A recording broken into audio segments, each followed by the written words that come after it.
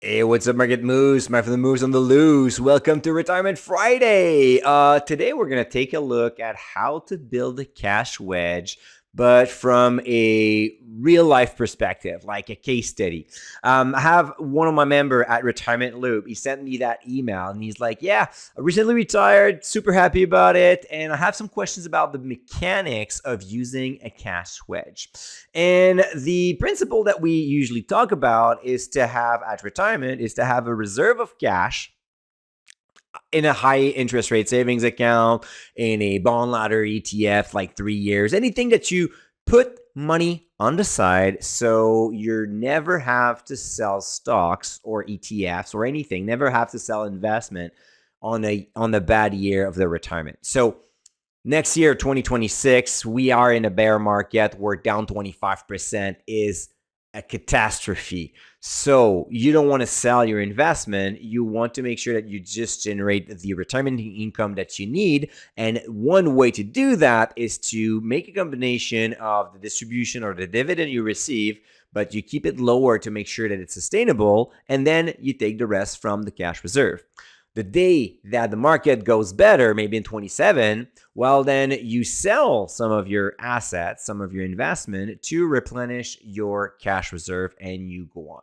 But the question that my Retirement Loop member had was about the fact that we're always talking about in years, and it's to make it easier, right? So you need $30,000 a year, so you put $90,000 for 3 years of cash reserve. So that means that any regular bear market, well, they take between 18 months to 24 months to fully recover. So 3 years is more than enough to cover most of the bear markets, and then even will get you a long way into a very important crisis such as the one that we had in 2008, the financial crisis, or the tech bubble of 2000.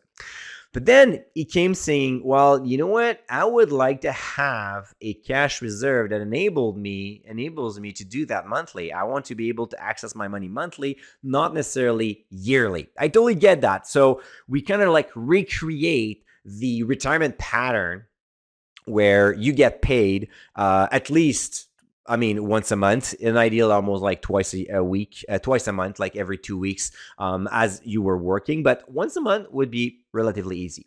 So step number one, and he did it perfectly. He laid out like everything that he had. So first, he made an Excel spreadsheet saying, okay, so what do I want in terms of income? So desired income, $140,000 gross. So that's what he needed. And then when he was looking at the source of income, he had some dividend, CPP, OAS, and then, of course, he was short on that 140. So he needed to have access to selling investments at any time. So this is also the amount that is going to be used to create your cash wedge. So in this case, the required from investment was $94,000. So $94,000, you need a cash wedge of 3 years of that. So 3 times 94, $282. So almost $300,000 in a cash wedge. That's a lot, right? But I mean, this is what we have here. Current investment, a little bit over $2 million. So now you have the full portrait. You have like also a principal residence. So down the road in his plan, you could have the opportunity to sell the house. What size of a house? Like above 2 million as well. So net worth is around like $4.5 million. Wants to generate $140,000 a year in retirement income, gets a little bit more than $40,000 from CPP/OAS and the dividend that is being paid from his portfolio, needs to withdraw $100,000 per year, roughly. So the required cash wedge would be 282. So he got his annual return there. He got the monthly return. Everything's fine. So his question was, all right, so if I want to do that monthly, so let's go back in time just a little bit. April of 2025. If you remember, that was like Liberation Day. The market went down. That was not a good month to withdraw money. And I can hear him, well, looking at his portfolios, like, damn, I'm down like 8-9%, I don't know, like 10% maybe in April. Not the time to sell any investment, but I still need to withdraw money from my portfolio. So how do I do that? Like, do I access my cash wedge right away? Or do I still suck it up and then sell my investment? So that was the first question. Well, of course, if you have the cash wedge there, this is what you're going to do. You're going to use the cash reserve on that month, because you don't, and especially now looking back in time, it's even easier to see. But if you had sold in April, man, in May and June, those were great months. So you could have recovered everything within a few weeks. So that doesn't make any sense. So then, yes, it would make sense that if you want to do it monthly, well, on the month of April, you would draw the money that you needed. So in this specific case, about $8,000. So when you think about that, you have a cash wedge of like 282. You're withdrawing $8,000. I mean, you're good, right? You're completely good. Not have to worry about anything. It's all perfect. So fast forward, May, June, July, good months.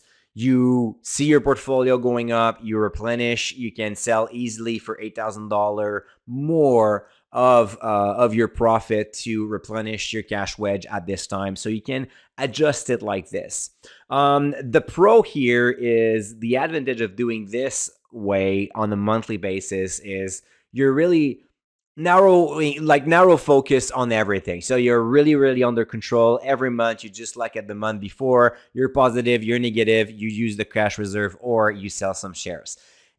On the other side, the disadvantage is it requires a little bit more short-term management. Like you'll need to review your portfolio 12 times in a year. So I think it may be a bit too much, especially because at retirement, you would like to live off freely, stress-free, enjoy that time, not always wondering if you have enough money over the past 30 days to pay for your next 30 days of retirement. So for that reason, I'm not a big fan of the monthly approach, but it could work with some guidelines where it's kind of simple. If your portfolio is down in the past 30 days, you use the cash wedge. If it's up, you sell that profit. You sell that for a profit, and then you sustain your retirement income, and then you can replenish your cash reserve whenever it's the time.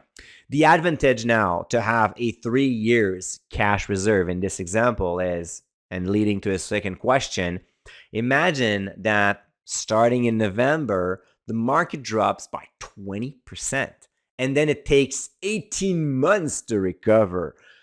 What do I do?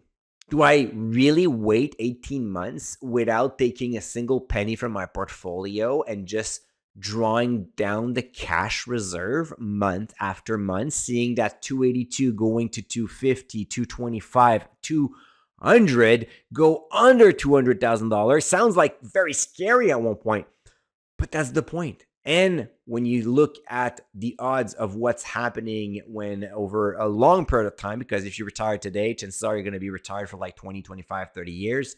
Well, it takes about 2 years to recover. So on the other side, as you melt down your cash wedge, you will see your portfolio slowly going back up. And eventually, it's going to reach the same value if you have a well-diversified portfolio. It's going to go well. And then you can start replenish your cash reserve. On the good side is once the stock market goes down, tends to go back up a lot faster. So it's also an interesting timing to see that portfolio going back up. You're going to feel better, but this is the plan. So it's not that complicated. Personally, I would probably go for quarterly if you think that 12 months is too long. So only 4 times a year you review your portfolio over the past 3 months. You determine if you have to sell shares or if you take the cash reserve. It's going to help you manage your portfolio. Not going to take too much time, and it's a good compromise. But I mean, monthly, quarterly, yearly, they all work. The common point here, having a cash reserve and following a plan. If you have both, you're good. I invite you to join the Retirement Loop newsletter to get the income product guide where we review 20 different types of income product for Canadians that are about to retire. So you can register at retirementloop.ca/income. That's retirementloop.ca/income. All right, Moose, that's enough for today. I hope that you will enjoy your weekend, and we're going to talk again on Monday. Until then, don't forget to stay invested.